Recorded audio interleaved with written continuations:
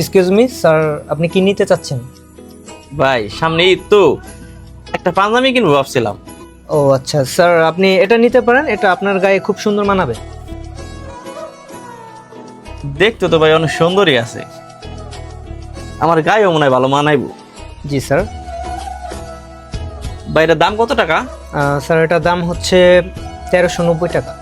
1390 টাকা? জি স্যার। কম রাখা যাবো না কোনো? না স্যার, এটা ফিক্সড প্রাইস। আচ্ছা ভাই ঠিক আছে তাই। স্যার নেবেন না আপনি? হ্যাঁ ভাই নিমু। আমি ভাই একটা কোম্পানিতে এসআরে চাকরি করি। আজকে 25 তারিখ না? জি। 2 তারিখে বেতন পাবো। বেতনটা পাইলে পাঞ্জাবি নিয়ে যাবো ভাই। ঠিক আছে স্যার, কোনো সমস্যা নাই, আমাদের প্রোডাক্ট অ্যাভেলেবেল আছে, আপনি যে কোনো সময় আসবেন। আচ্ছা।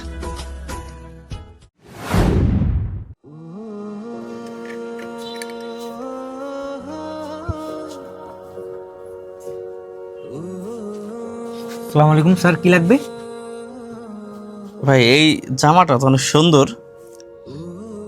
জি, আপনি এটা নিতে চাচ্ছেন? জি ভাই নিতাম আমি। এটার দাম কত টাকা? স্যার এটার দাম হচ্ছে 2550 টাকা। 2550 টাকা? জি। তাহলে এটা আমারে দেন। স্যার আমি যদি ভুল না করি, আপনি মনে হয় ওদিন আসছিলেন একটা পাঞ্জাবি নেওয়ার জন্য 1390 টাকা। জি ভাই, আমি আসছিলাম ওই দিনকে। ও আচ্ছা, বলছিলেন বেতন পেয়ে আসবেন, ওইটা কি আজকে নিয়ে যাবেন স্যার? না আজকে আর নিমু না ওইটা, এই একটা জামাই নিমু, এটাই দিয়ে দেন। কেন স্যার? আপনি তো ওই দিন ওই পাঞ্জাবিটা নেওয়ার জন্য আসছিলেন, বলছিলেন বেতন পেয়ে আসবেন, তো দুইটা একসাথে নিয়ে যান।